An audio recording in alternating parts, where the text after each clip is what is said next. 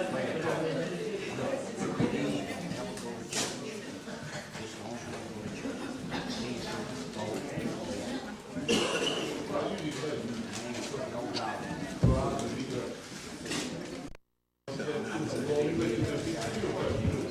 gonna have video available.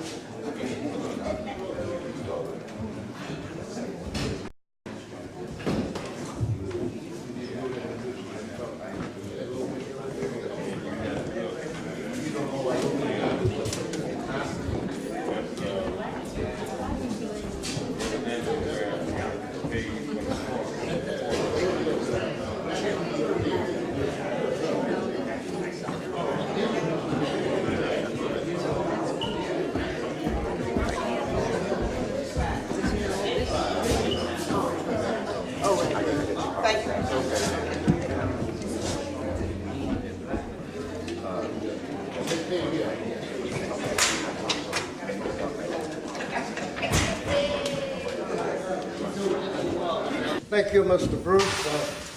At this time, it's a pleasure for me to present someone to you and introduce to others, because the individual that I'm about to bring forward is no stranger. This individual and her husband was in the state of Mississippi and Holmes County during the early 60s and the turbulent years. This individual and her husband was the ones that gave us courage and guidance through the movement. And we're going to talk about other individuals as we move in the program.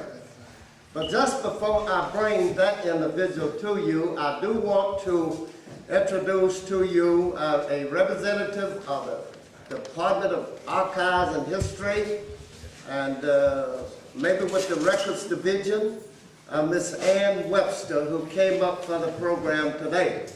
And Miss Webster, we're proud to have you. So the other person that I was talking about, that I will bring to you at this time, our own Sue Lorenzo Soujourner. Come on, Sue.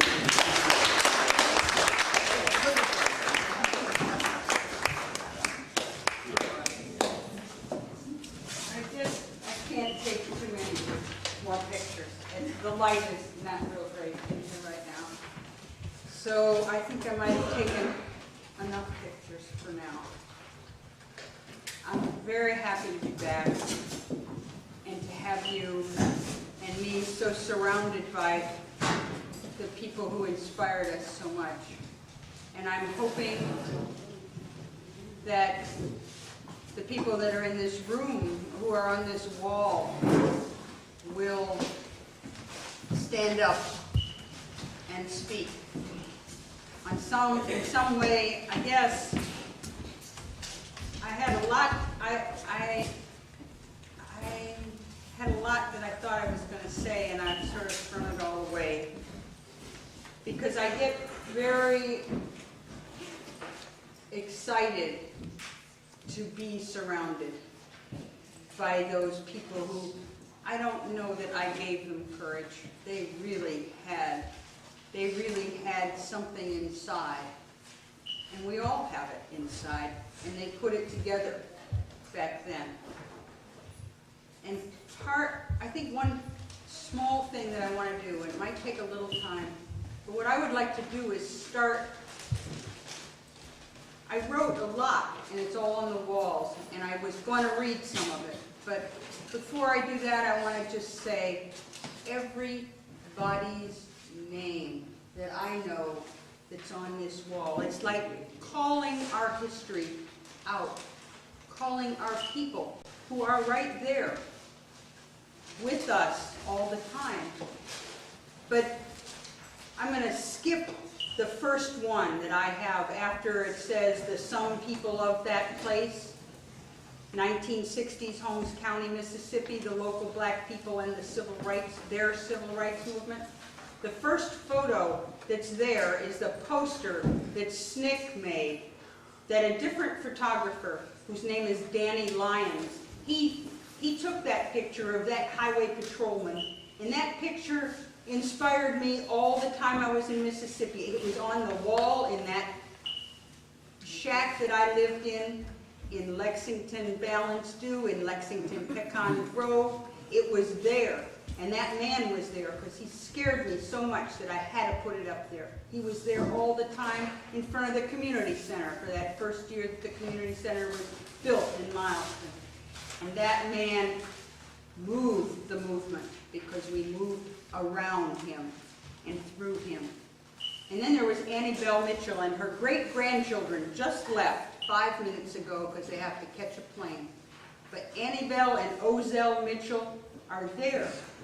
And it was in their yard that the people from Mileston got together and met on the day in April in 1963 that they drove together and came to Lexington to try to register. They didn't know that they were going to, they didn't think they were going to register because they didn't get registered that way then. But they came to try, and that was the beginning step in Holmes County, Mississippi. Those 14 people, some say there were 13, some say that, I know of 20 people that say it, so we're not real sure who the 14 are, but we know that Ozell and Annie Bell were there because it was in their front yard that everybody met. And Hartman Turnbow was there because he was the first one that said, "Please come to Reddish," when Andrew P. Smith said, "What are you?" Whatever he said. Andrew P. was the sheriff then. That's Hartman. And there, next to Hartman Turnbow, is Ralphus Hayes. Ralphus Hayes, Alma Mitchell Carnegie. I think I have to not tell you all the stories, but just call their names like I said I was going to do. Alma Mitchell Carnegie, Rosebud Clark, Norman Clark, oh my, Sam Redmond. I don't know that I can do this. I hope this has meaning for you. It has meaning for me. This is Andrew P. Smith. I guess he gave us something. He gave us something to fight against. Andrew P., Mrs. Alma Carnegie, Sam Redmond, Dan Wesley, John Daniel Wesley, Reverend Russell, Reverend Nelson Trent, Jack Louie, Chester Hayes,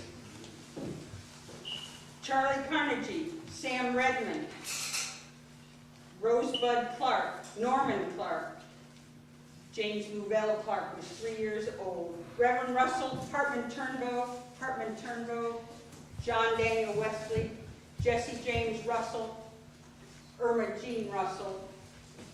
Another photo by Danny Lyon, and I don't know the name of that man, but we all know that man. We all know people that look just like that man, that work just like that man.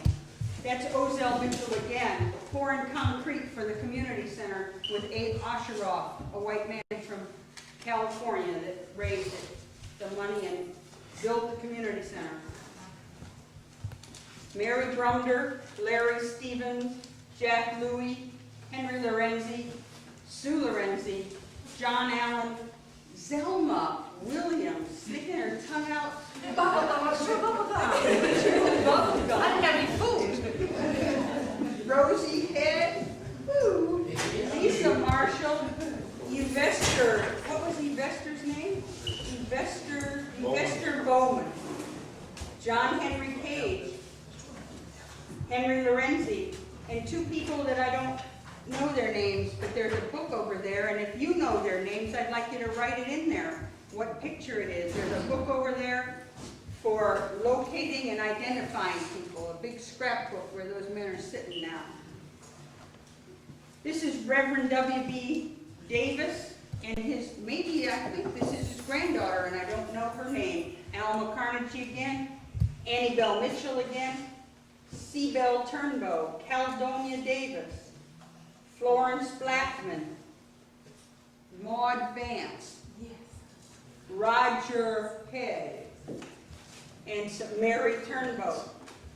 Rosie Head again, Elise Gallion, Catherine McLaurin, somebody Cooper. That's Catherine's sister. No, it's Catherine's sister, and her son came up and told me. Her last name's Cooper, before she got married.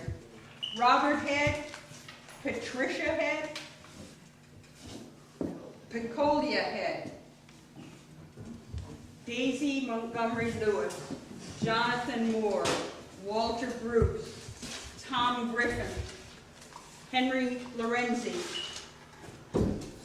Sue, Robert Cooper Howard, Burrell Tate, another unknown to write in the book, somebody, Daisy Montgomery Lewis. This is the same people again, but there's Fanny Booker, and Charlie Brown, and Jody Sappho, Preacher Sappho, and a bunch of other people. That looks like Vanderbilt Roby. Somebody here maybe can tell us who the other people are. Again, we have that man that really, you know, he was photogenic, everybody. And Jonathan Moore, Hartman Turnbow, and another set of people we don't know. Bernice, Patton, Montgomery, then, Johnson now, Mr. Bruce, Matilda Burns, Howard Taft Bailey, Mary Alice Tate, Elise Gallion, and Lugertha Wright. Robert Clark, Mary Lee Hightower, Walter Pitchford, and a woman I don't know, Ollie Hoover. Ollie Hoover, he's got a real name, Curtis. Reverend Robinson, Howard Taft Bailey, Mr. Top Cat Johnson, here. Edith Quinn, Eugene Montgomery, and the county candidates. We got Robert A. Bob Smith, Representative Robert Clark, who won, Mary Lee Hightower, Thomas C. Johnson, John Malone, Ralphus Hayes, Willie James Burns, Ward Montgomery, Ed McGaw Jr., who won also for constable, Vernon Tom Griffin, Griffin McLaurin Jr., John Daniel Wesley, Reverend Seymour, the Freedom Democratic Party office, which also isn't alive now, Henry Lorenzi, who isn't alive now, but he is alive, Robert Clark, Hartman Turnbow, Edgar Love, a whole wall to Edgar Love. I mean, really. Edgar Love dreaming about being sheriff, Edgar Love standing next to Sheriff March, standing in front of Sheriff Smith and Billy Joe. And I don't know that cop's name. Lucille Davis, maybe? Maybe that's Leela Walden. Alex Shimkin. There's names, there's people up here I don't know. This meeting was the most historic meeting we had in the courthouse. It was the first meeting that was ever in the courthouse by the FDP. And that's Lawrence Giat. He was chairman of the Mississippi Freedom Democratic Party. Fannie Lou Hamer. In this picture, these people are really enjoying Mrs. Hamer. And it's, I think, Crook Davis, Link Williams, maybe Jody Sappho, and I don't know the women. Warren Booker and Mr. Giat, Mr. Bailey, Saul Sutton, some more people. Who? Hudson Brown? Vincent Brown. This is Vincent Brown? Okay, we gotta write that down. And I don't know these women here, but Ms. Hamer is really there.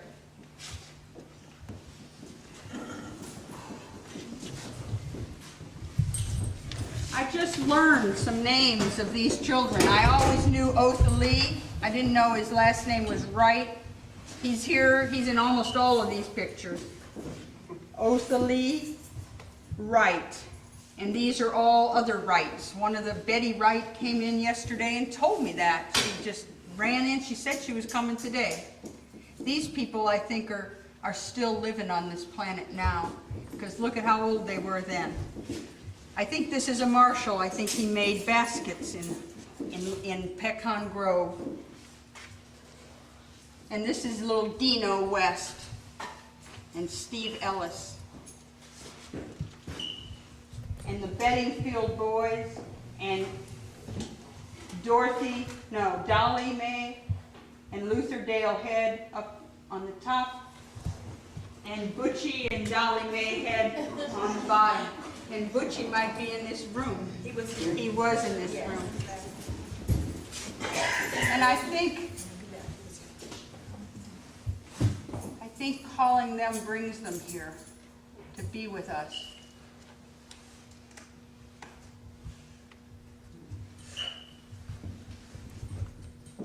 And I think it's very important that, I obviously think it's very important that we keep them and not let their work have been either forgotten or in vain.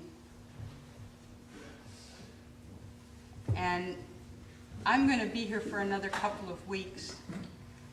And on Tuesday, Thursday, and Saturday of those couple of weeks, I would like to spend some time here in the evening reading out loud some of the words that these people told me when I was living here. Mr. Turnbow had a lot of words to say, and I have some of them on the wall now, but I have a lot of them written. He had a lot of experiences, and I wrote a lot of things down in the 60s. And I'm still trying to work with them, figure out how to get them out. I have Mr. Turnbow's words, some things about Ralphus Hayes, some words of Edgar Love, some words, many different people. And I would really like to invite you to come over for an hour and a half on Tuesday, Thursday, Saturday of the next 2 weeks here at 5:30. And I'd like us to do whatever we can do with those words and get some ideas from them. I know there's some postcards with some of these people's names, some of these people's pictures on them. Mr. Ozell, Mr. Hartman, and Ms. Carnegie we have 3 postcards like that, and the FDP has them, and I think Mr. Bruce said that you could come up and buy them sometime. Those postcards have my name and address and phone number and email address all on the back, and I'd really, really love to hear from any one of you related to the exhibit and to the history and to how anything you would like to tell me about it or yourselves. There's other material here, including, excuse me a moment.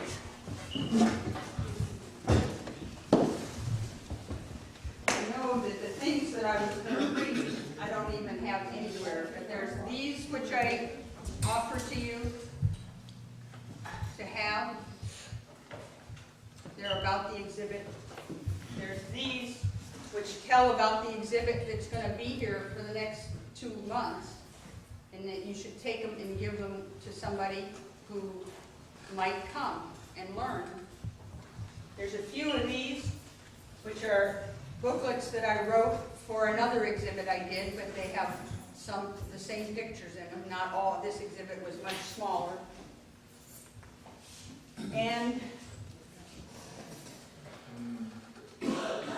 I really feel very grateful that I learned about Holmes County when I did.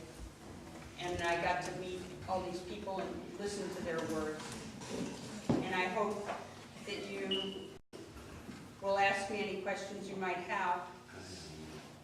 Mr. Bruce has one.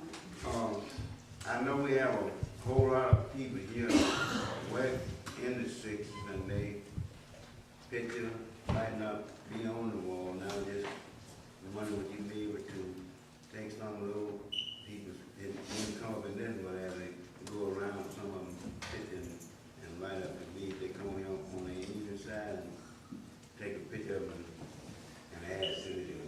We got quite a few people that came in late. We got some, but it's probably the time that these pictures were taken, but they just wasn't, we didn't get the picture. That sounds good to me, if we can figure out a way to do that. You mean here right now, or No, sometime in the no. next 2 weeks? No, before you leave. Before I leave? Yeah, we should set it up and I can take pictures. I'd love to do that.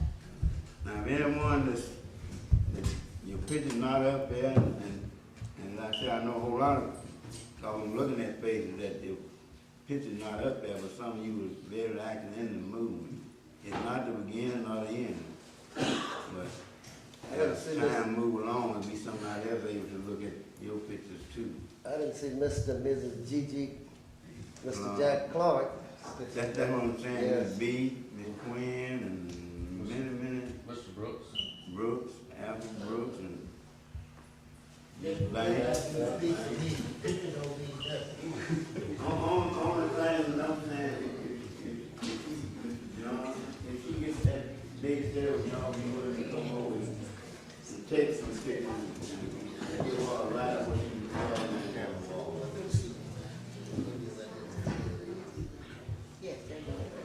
Y'all like to do that?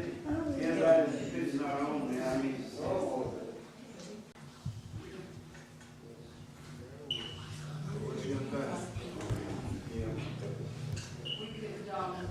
We could work it so that on Tuesday, Thursday, and Saturday, that I'm gonna be here at 5:30, which is probably the place will have closed, and then I'll open it up at 5:30. I can do that for the, maybe we'll make it at 5. I'm trying to think about the light, and it's still light decently outside at 5. So, I could just say I know that I'm gonna be here at 5 on Tuesday, Thursday, Saturday of the next 2 weeks. And I'd be happy to have you come and talk and listen and have your picture taken. You don't have to do all of them, you can just come and have your picture taken if you'd like. But I'd like to talk to you and know who I'm taking the picture of. some of you might have came in later, but still, it needs to be up there. Now, y'all got the dates? Give them the date again. Give them the dates again, you said you can give them. I'll be here, today's Sunday, the 18th, I'll be here Tuesday the 20th, Thursday the 22nd, Saturday the 24th, Tuesday the 27th, Thursday the 29th, Saturday the 31st. So it seems like, I hope, and if you can't make that, you can call Mr. Bruce or me, and I can give you my number afterwards. And we can arrange I think something. they can make it, Well, of course, okay. a question back there? My question is, like, when Ms. Clark come to work, the interval will come back there, and then we could get our pictures and That's things. true. That's Like I was saying, I'll make it, folks is working, the days they're working, they could, come in and get the work done, get that done and work too. That's true, we could do that. When you sign up, Mr. Bruce will tell me, and I'll come over and do that. Okay?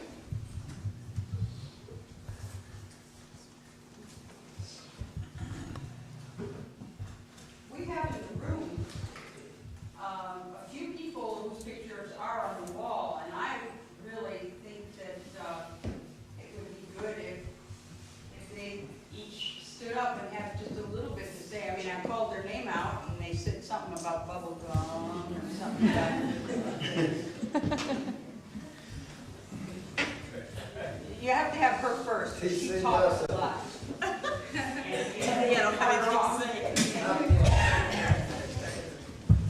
Hi, oh, sorry. Hi, I'm Zelma, bubble gum. I'm Zelma Williams. Miss Banks, you remember my grandmother, Miss Priscilla? Yes, I do. Okay, I worked at Marston.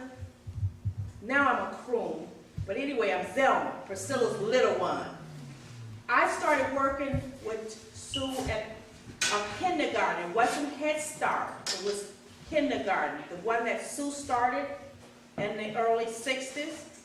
We didn't have very many children, but we worked with the children, and then at that time in the Johnson administration when Head Start began, and I remember we going to Washington with children because they were going to cut the Head Start out. We took a couple of busloads of children to Washington, D.C. to protest to keep our Head Start, and after that we had to have Head Start. After that we had Head Start. I remember Rose and myself and her sisters and a lot of people that worked at this kindergarten in Marston went on plantations.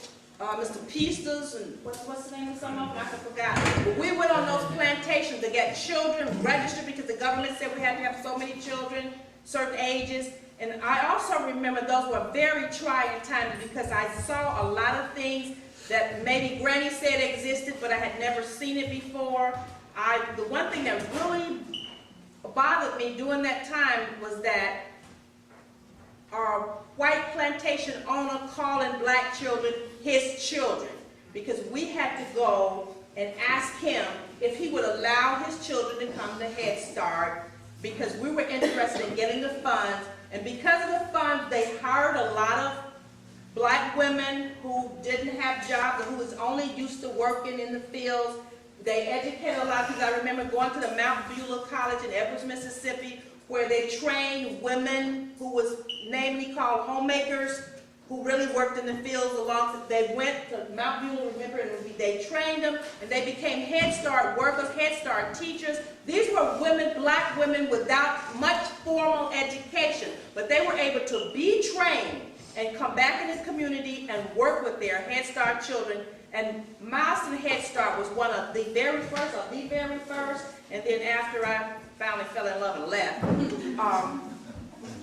But Marston was the first, and I'm very happy to say that I worked, that was scared a lot, went to jail somewhat, but I'm very happy to have been a part, is a part, and this is my daughter Shauna, who I never let forget where her mother came from, and she now lives in Minnesota. She's a journalist person, and I try to teach my children to never forget where you come from. And I made sure I told them where I came from so they would understand. I was very happy that she was willing to come with me to see the exhibit.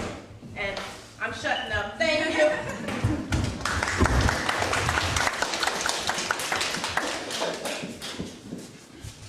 I would just like to say I'm Thomas C. Johnson, and proud to see all of these wonderful people here that most of them was in the struggle with us back in the 60s when it was really rough. We had somebody to lean on. I lean on Sue. She'd mostly get behind and tell me what to do, but when we were marching and trying to get registered up at the courthouse, and I had Ed McCall with me too, and old man Sims, and you know, Turnbow and them was first, and we were second because we were from the hills and they was from the delta. But after we saw what they went through, that gave us a little bit more determination to go on through with it. But he met us at the courthouse gate with 2 of those German shepherds, and I was up there along there with McCall, and old man Sims, he couldn't see. So by the time we got to them doors and they got to nuns, and I had to tie my shoe. Old man Sims was going by, but they pulled them off the walkway, you know, and got us through. But then I had to tell them how many bubbles was in a bar of soap. So I told my wife and my dog, and it took us 2 days for him to say that we would, you know, we could read it. And so then went on then to integrate some of these schools. And I was one of the first, and Ms. Montgomery, a whole lot of us had them on there, but a lot of the people would put pressure on them, you have to move, or you have to be out of the home by sundown if you was on the Player Nation, in some of the rented homes. So it was just a whole lot of pressure was on you, and you had to stand pretty good. So I was in mostly everything, and I was one of the first ones that run for office in the ASC. But I didn't get it. The man come to the door with the shotgun and said the place was closed. And so I had Preacher Redmond with us, and he said, "Come on, Johnson." I said, "Wait, it's not the poll, not closed." And we went back, knocked on the door again. He said, "Didn't I tell you the poll was closed?" I said, "Yes, sir." We walked on the way then. I wasn't hard-headed. So we had a whole lot of fun in some of it, and it was very scary sometimes too at night, because everybody, most of us remember John Malone. He was the treasurer down at Everett. And you know, they shot his car glasses out and shot all through his house. So, but every time I was lucky, Sue would have me to help carry the people down to Jackson, to the fairground. By the time they get started hitting heads, I'd be coming back to So I was lucky to get through, but they gave me 3 tickets one day at a time after we was having a meeting at the MFDP office in the same day. But I was fortunate enough not to never get hit by the head. I'd be a step ahead. I want to thank y'all. I'm in the bubble, a little bit involved. All of them. All of them. Everyone. Everyone, all of them. I'm Rosie. Everybody knows me. I've been around Master forever. And I'm not going to repeat everything that Zelma said. We were all in the same situation in Master, trying to make things better. But one thing that stuck out in my mind more than anything else was when Edgar first came into the movement, he was real young and he was kind of hard-headed and he didn't listen to nobody. And he went to Shula, go in and buck some white folks up there with guns and everything, and he didn't have anything but his hands. And then he'll call me and say, "These folks got me up here, man, who stole, y'all gonna have to come get me." He had 5 women, young women, nothing but a truck to ride in. We went to Shula, go get him out of the man's who stole, this crazy man in there throwing typewriters and everything across the room and scaring men to half to death. And they can still cursing and talking about what he ain't gonna do to him. But you know, all of us, and we didn't think about it until later. We all could have been dead because all those white people had guns and weren't thinking about what we were saying.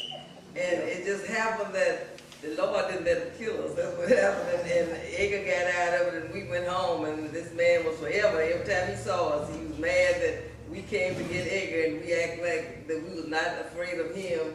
With guns, they had guns and we didn't have anything. And the other thing was that 3 of my children were the first to integrate to white schools in Shula. And that was a kind of scary time because I didn't ever like to put my children out somewhere that I couldn't be all day with them. And that was really a scary time.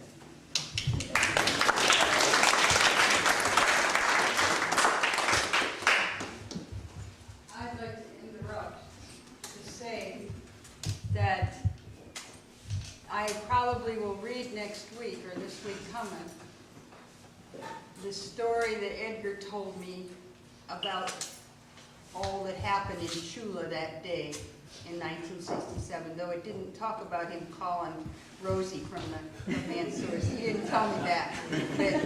But it probably takes about 5 minutes to read. It has quite a few words that you've got to listen to because that's the way he said it. But I also have something that I wrote about school integration, describing what it was. In 67 and 66, it was the first time I used the words "the some people of that place," and it was when I wrote a story about the movement in Holmes County. And I wanted to make sure that all the different people who were in the movement and weren't in the movement and scared of the movement and not sure that the people that were in the movement had any sense in their head could get together and mount a campaign to elect somebody in '67. So we had that first kickoff meeting, and I read that story, and it was called The Some People of That Place. And it went back without telling any names whatsoever. It talked about all the things that the people had done. And one of the sections was about integrating the schools. And I brought it with me, so I'd like to read it, and I hope somebody will come to listen. Are there more people here that can say something? I don't speak to no audience. I've never been that good. I would just like to say something concerning the civil rights movement back in the '60s about my dad, Cooper Howard. Now, you're talking about rough. It was rough on us. But he was determined not to let anybody turn him around. And he put his hands to the plow and went forward. And in going forward, he had a lot of threats. And some of those threats carried out against us. And what I mean by that, we had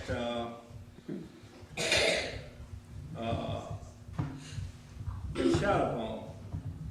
That's when the group from Holmes Junior College at the time, after the football game, they decided they were going to shoot up the black folk. So it was in the air that this was going to take place. So my dad and uncle and a few of my other uncles, they prepared for that. They had gotten threats.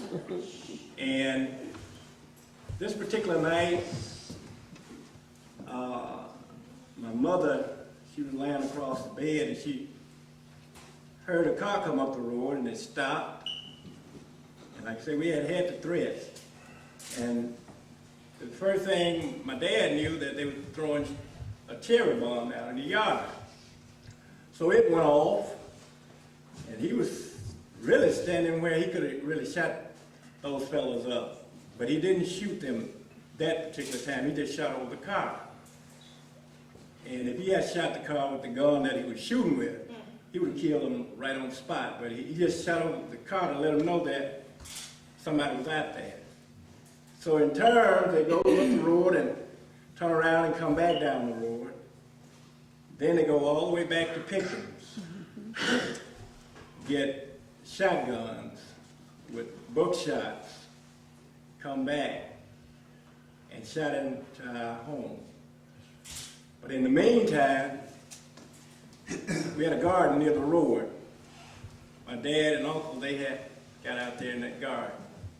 And once the shots went off, the only thing I could hear was window panes popping and the rest of us saying hit the floor. In the process, my mother, she was standing something like this beside the window. She was peeking through the curtain.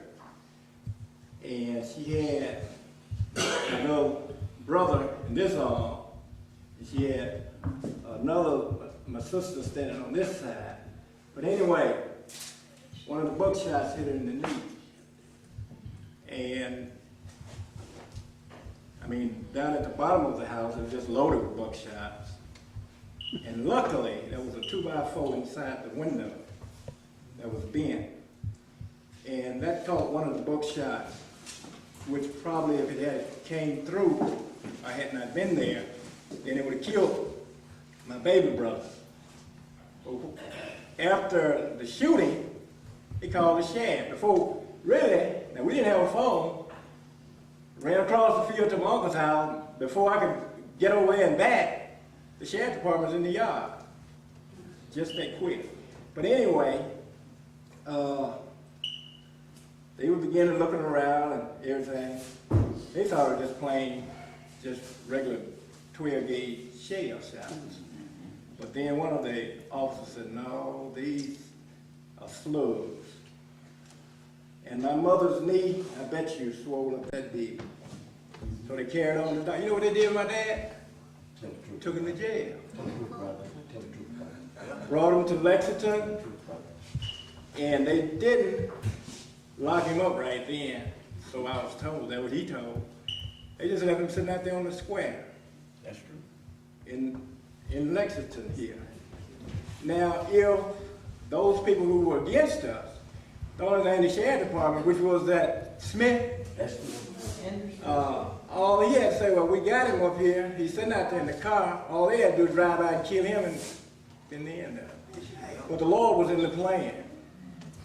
They took his gun, took him away from his family, which left us kind of, without protection. But we were protected. All right. Took his guns. And I'm not for sure they called Representative Clark at the time. And he made connection somehow or another with the FBI. Somebody made connection. Got him out of jail, gave him his gun back. Later on, my mother couldn't sleep after she had got shot. She mostly would sleep across the day and stay up at night. So my dad was trying to farm and all, so he was working across the day, then trying to nap here and yonder. But this particular night, my mother heard a tapping at the road. And by the time she got my dad awoke and told him somebody was out there tapping, she heard a noise. Then there was a big cross burning in front of the house. So he told me to go up to my uncle's house and call the sheriff. By the time, I didn't have too far to go. And by the time I got back to the house, the highway patrol put him in the yard. Now, how they get here so quick, I don't know. And I was running. I didn't have far to go because I knew where I was going. Okay, I never will forget it. William Henry Hancock was one of them. I don't know who this other one was, but anyway, my dad was standing on the porch with a shotgun when they came in the yard. And William Henry, he jumped out the car. He told my dad, get on back in the house with that shotgun and go to bed. And that would put my daddy pretty low, and he was already angry. So y'all done tried to shoot me out. Now you're trying to burn me out. He said, well, I done made up my mind to die and go to hell. Those are his words. And Hancock told him, said, well, you might shoot us if we come in. I'm going to shoot you coming in wrong. And the other patrolman told him, so let's get in the car and go back down to the church and down on 14 where 2 more crosses were burning. From that day to this one, we haven't had any more problems. Mm-hmm. So I guess we kind of settled that problem on our end. But I thank God that he had the courage. Yeah. And I thank God that he gave all of you that were in the civil rights movement at the time the courage to make things better for Holmes County. And as you see, Holmes County and the elected officials that we have and the people who are working together here in Holmes County has brought a great change to mankind's lives. So again, I thank all of you who passed the word and who worked closely with my dad. And he was just a firm believer in what was right. And he was willing to die for what's right because he said, if I can go overseas and fight for this country, and I can't vote, I don't have any voice, then something is wrong. Those are his words. I thank you for this opportunity. Before you go, you said something about not knowing who that other person was. And a lot of people, I bet you got somebody right here in this building that are not going to appreciate me saying this. But the truth is the truth. Hell, I always told the truth. Listen to me. That other person was Billy Joe Gilmore. I don't care who you represent. You hear me? That other person was Billy Joe Gilmore. And we shouldn't forget that. Hey. I'm Jesse Banks, and I would like to share some experience with you. And I'm somewhat a little surprised. My name is not on, my picture's not on the ball suit. You've been to my own. long before the civil rights movement had started. I believe this is in 1954. I was not teaching school then, but I was the president of the PTA. And Mrs. Sarah Coleman and I went to register under the circus clerk at that time. And when we went in there to register, for some reason they thought I was a teacher, but I was not a teacher. And he said that he had information from authorities higher than he that no more teachers in Holmes County were supposed to register. If they did, they would not have a job. I was the president of the NAACP. Mega Evans would come to my house at night to get my dues because he was not allowed to get those dues in meetings. And maybe some of you didn't know this, but when I went in to register to vote, Mr. Andrew Smith took the butt of his pistol and knocked it on the desk and said, "I'll let you know when I want niggas to come in to register." We were taught never to go alone. There was another person with me. And I stood there looking at him knocking that pistol on the desk and said, "I'll let you know when I want niggas to come in to vote." So we didn't give up. Mrs. Hayes and I, Sarah Hayes, we went back again to the circus clerk to try to register. And he said the second time, he said, "You all cannot register, but can you interpret the Constitution of Mississippi?" And I said, "Yes, put it out so we could read it." And in his questioning, he said, "How many bubbles in the bar of soap?" I guess he had written that down for everyone who would come in the black race. And I told him if I knew how many bubbles in the bar of soap, I'd be rich. I said, "The person who made the soap, no doubt." And he said, "You're smart." I said, "Oh no, I just common knowledge." But anyway, finally, when they passed the Voters' Right Act, we did go there to register by that same man. And to me, one of the memories of all, when he got ready to run for an office, he came to my home, in my den, and he asked me, "Will you vote for me?" I said, "Look, do you remember me?" I said, "You remember when I came in to register and you told me that you had information from high authorities that no teachers were supposed to register?" He said, "Yes, I do. I remember you." He said, "But had I let you register, my people would have destroyed you. And that's the reason why I didn't let you register." I said, "Well, look, I'm not going to say I'm not going to vote for you, but I got to think. I got to think about it." But I thought I just want to share that with you because a lot of things during that time, we were not as vividly as we would want to be, because we knew at that time if you were working and they would have economic pressure to put on you, there was going to be quite a lot. But I like to say this, even though we have come a long way, we still have a long way to go.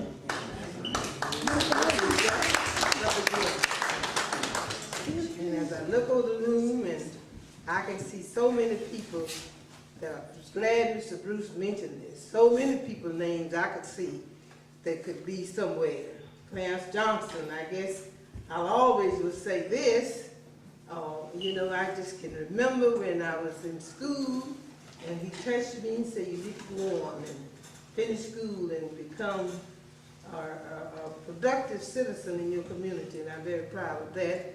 And after being the first black woman to become the alderwoman in the city of Chula. I served there 8 years. I was the only black woman in Holmes County who've ever been a black mayor. I served in the city of Chula 8 years. And I'm still working for the betterment of our community. Thank you.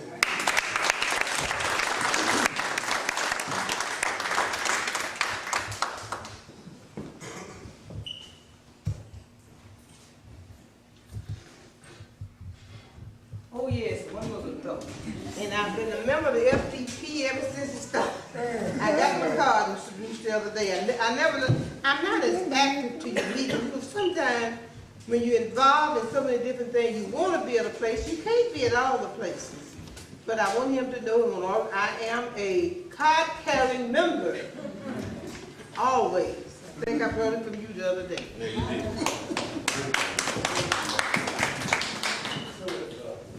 Someone else, why don't you recognize some of the families and some of the people that's on the wall? I know a few of the families of people on the wall have had to leave. John Daniel Wesley's family, his wife and his daughter were here. The Hayes' Mr. Hayes. Hayes, Ralph Hayes' family, Mrs. Mary Hayes. Stand up, see, let them see we are. Yeah, something to say about what you remember about your wife of your Ralphus. Well, I remember being marching at the old Capitol in Jackson in '65 and being placed on the fairgrounds in jail for 3 days. I remember that very well. But I was following my father. He was very active, and I was proud of it and wanted to be a part of all that. And he was very active during that time. Unfortunately, he died in '67 in December, and that he had definitely been involved and would have been, I'm sure, up until the end. But I just wanted to mention those few things. And I'm very proud of the fact that he was involved and that Sue has recognized him through her exhibit. And I was mayor, he was his wife. And he never told me, he just told me to stay at home and take care of the house and take care of the children. And so I did that. So I think I did pretty good. I think you did.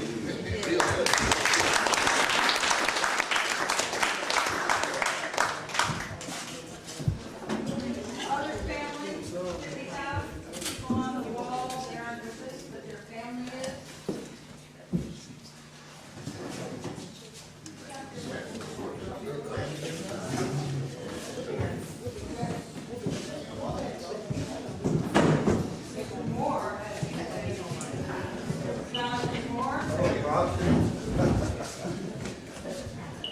Good evening, everybody, and happy to be here among so many brave, courageous, and bold people. Not people themselves, they're family members. I'm the one that sit in keep minutes for the FDP on the third Sunday afternoon from around 3 to 6 or 7 o'clock. And I can hear some of those familiar voices right now, like Lake Williams, Hartman Turnbull, Shadrach Davis, Burl Tate, and many others have gone on, giving reports at those meetings about various incidents, and calling out those names, the CAP program, the beef cow, and the Milton Olive, and all these other programs that we had during that time. So again, there were rough times, and we made it. And Mr. Banks talked about the teachers. At that time, I didn't ever want my name put in the papers because you could cause problems. You know, and as a teacher back at that time, every year before when you sign a contract, you also had to sign an agreement that you were not involved with any subversive group or organization. That was one of the requirements. And when you sign a contract to teach students in Holmes County. So we had some things to go through with. I wasn't as bold as Mr. The name Edgar. He was somebody. He wanted anything done. You see Edgar didn't have a scare bone in him. But again, I remember this is in Henry. Okay. You know, I hadn't seen you since back in those days. But anyway, good to see you. And we're just happy that Holmes County is still here and we are progressing. And look at the census report, we didn't lose anybody. We gained about 4 or 5 people. But we are happy to be among you, as I said today, such brave and courageous, bold people. And Edgar, I always remember you. Being a stalwart, anytime you need somebody to protect you or do anything, you're right there. You know, you're just a brave man. I tell anybody, say, you know, you left here some years and went somewhere, and I wondered about you. And I said, I had to make a living someplace. all you went to do was you still had to leave Holmes County to go somewhere. But good to be here today and see all of you, and hopefully you live many more years. And never forget the movement that we came through during the 60s, because those were some hot times. Mr. Howard, I remember that. And some of those people are still around, some of the relatives around my town in Pickens. So I know you all went through something, and but through prayer and God looking over you, you made it. So again, thank you very much.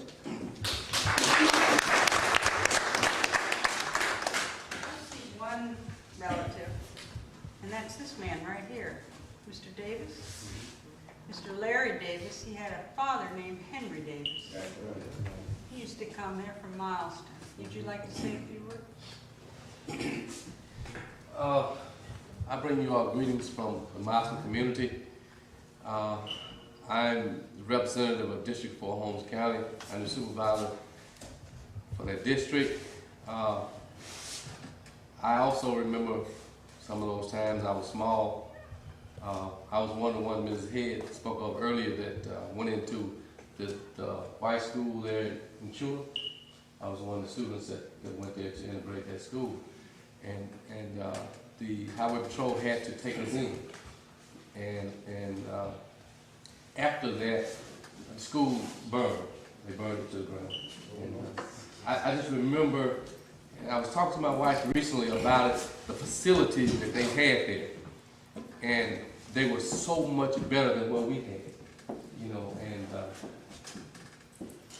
it was a time where, you know, we were afraid, but there were so many people, I call them giants, was ahead of us.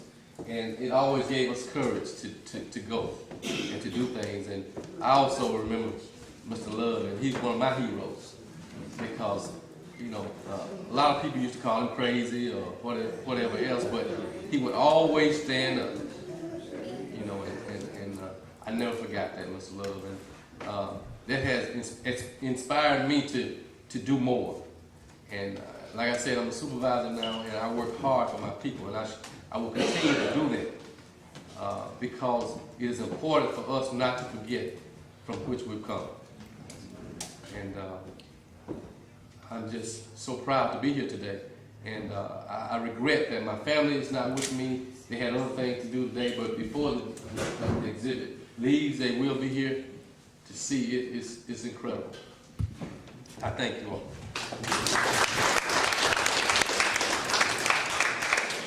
So I have an announcement I want to make before I go. I'm going to have to go. If you don't mind, may I make it now? Okay. I'm saying this in behalf of the people who do not go to the poll to vote. The absentee ballots are in the circuit clerk office now. We've had several citizens who have gotten those absentee ballots. And let's keep in mind the law still states. Mrs. Mayor Banks made, and that is there will be an election on April the 17th, and the new flag will be The new flag is red, white, and blue. Some folk criticize the color, but that's a national color. And the circle represents those 19 stars around the first two circles represents the 19 original states that came to the Union. Mississippi was the 20th state. So therefore, Mississippi is the big star in the middle. Some folks say, I don't like the design, but why you don't like it? The design that we want to get rid of is those stars and bars representing the Confederacy. And B will be the new flag, and we are designing the flag. Some folks say you ought to take that money and put it into education. Education is important, but we're designing the flag on a state level so that Tallahassee County can have it one way, Tunica County can have it another way, and Holmes County can have it another way. But we are paying for the design of the flag. But Mr. Redmond, the supervisor, is going to have to pay you off for holding a lecture. All right, so much for that. Sue has gone over the pictures, the photos, the exhibit, whatever you want to call it. She knows far more about than I do. But you saw Mr. John Daniel Wesley there, and you heard Sue talking about he was one of the original 14. I was still in the classroom at the time, but I remember seeing them up there that day. But I heard Mr. Wesley say when he left home, he didn't want to be too early because they had agreed to come in Mr. Mitchell's yard. But he says he didn't know if anybody else was going to show up or not. So he said he was a little late, so he'd make sure he was not the first one there. But it is true that the 14 showed up, and they stood around most all day. And I remember hearing Mr. Hartman Turnbull say many times, he was a great orator. If you missed him, you missed the tree of life. But I'm going to tell it as he would say it. I, the Hartman Turnbull, was standing out there to register to vote. And the people was driving by looking at me just like eyes are from the zoo. All right. The photo over here of Mrs. Fannie Lou Hamer, with her coming to the courthouse. When I saw her talking with her head turned one-sided, I thought about a statement that she made that night. We didn't call ourselves black then. If you did, you'd probably have a fight. We didn't want to be called black. But she says, I want to tell you Negroes one thing. She's trying to get the Negroes involved in the movement. She says, I don't care if you finish that Mo house or no house. So these white folk look up on all Negroes as the same. And I think that's what she was saying there. Now, when I came to the movement, it had already started. When I came to this little place right here to go in to talk to Henry Lorenzo, to tell him that I was going to join. Well, Henry did some questioning to me, and then he summoned a group of other people that you see around the walls here, not all of them. They had to make sure that I was not the white man's boy coming in to get the secrets and carry back to the white man. Right. So finally, I had to convince them, and it was not too hard to do. But when I came into the movement, this was a young man there sitting here, this young man with the white suit on, Mr. Walter Bruce. He was the coordinator at the time. And Holmes County was organized so that within a period of 3 hours, you could have a message to every black person in Holmes County. Mr. Bruce had 21 precincts, and he had 122 blocks. And there were so many blocks in a precinct. And some folk came and looked and said, how y'all have blocks? Ain't no blocks out there. But in his organization, blocks meant roads. the name of those roads. And the information would come from the precinct leader down to the block leader. Then the block leader would get the information out. And folk, that's what you call grassroots politics. Also, when we were out in the movement, and I see quite a few other names from Round Oak, Pickham, Rescue, I want to make sure that you get some pictures of those. They're dead now, but Lake Williams, Johnny B. Nog, Jody Sappho, and who is the other one? And Vanderbilt Broken. 4 of them. We want to make sure we get them. Because when folk got locked up in jail, I think Vanderbilt Rover probably got more folk out of jail by putting his place up as a bond. He could be at the jail by the time folk get to the jail. Now another thing that I want to say, it has been mentioned here, but folk, y'all need to know that possibly why no blood was shedded in Holmes County during the movement was because of Edgar Love. Edgar Love was our bodyguard. I know in the 1967 election, a white man asked Edgar Love, what y'all gonna do if some of them niggas ain't round for election? Edgar Love said, I tell you what we gonna do.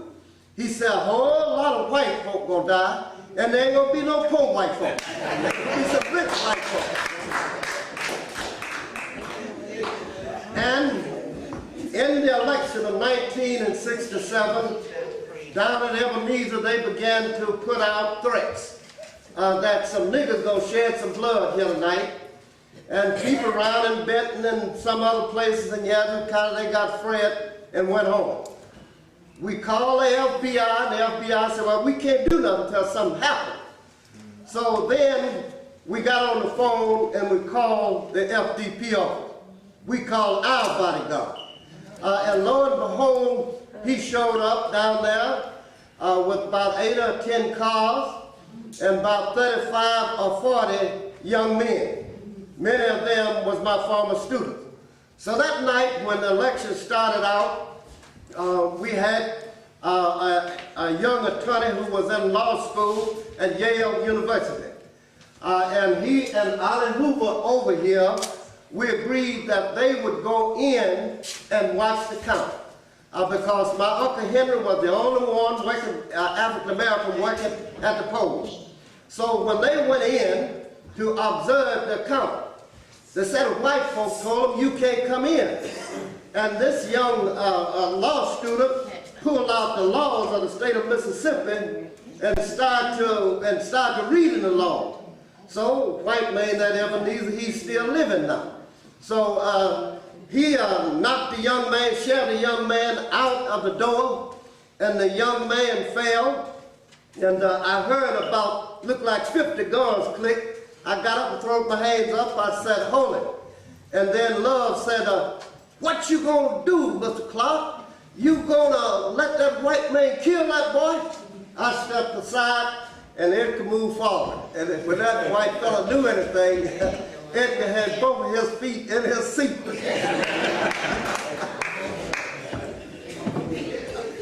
Brother Howard down there at y'all's house that night and times following that. Y'all was pretty small. I don't know if you knew it or not. But Lake Williams and the Johnny B. Laws and the Jody Sappos, the Raffles Hayes, the Hardman Turnbows, and the Ollie Hoovers and etc., they was taking turns guarding y'all's house. But one thing that I want to say, when this exhibit was up down at Tougaloo, and I was feeling real bad, I was sick with a cold, but when I went by and looked at that exhibit, I told Sue, I said, I wished I just had 5 strong men or women like these men around the wall to stand with me in the Mississippi legislature. I'm talking about men and women with a conviction. I'm talking about men and women that know what they want to do. And can't nobody call them back in a closed door room and tell them, well, you know, this is what we ought to do now. And you know, you're one of us. and pat them on the back. Yes, we got some turncoats down there, but I came up with under this group of people that you see around here. And those group of people were people that would take a stance and stand. They were strong individuals. And every day of my life, wherever I am, I'm living to uphold the bloodstained banner of these people around this wall. One thing that I introduced this year when a commission was meeting in Jackson, a civil rights commission, one of the things they agreed on was it would help both black children and white children if they knew their history. I introduced legislation this year making history required, Mississippi history required in the 9th grade. I'm talking about the true history. So this is, if our young black men and women knew about these people that's around this wall, we would not have so many murders. We would not have so many men bringing children into the world and not raising their children. If we just had true people like these people that we have here today. So again, Sue, I am saying to you, our hats is off to you for working hard to bring to us and try to let us focus on who we are. And I have committed myself, it will perhaps have to be after the legislature, when those school children are coming in here, I want to be one of the people that's here some of the time to start back there, Mr. Ozell Mitchell, and bring them all the way around the wall back to here. Because every one of those photos up there, they're not talking about something that I heard, but they're talking about something that I know. So thank you, Sue, thank you, and thank you.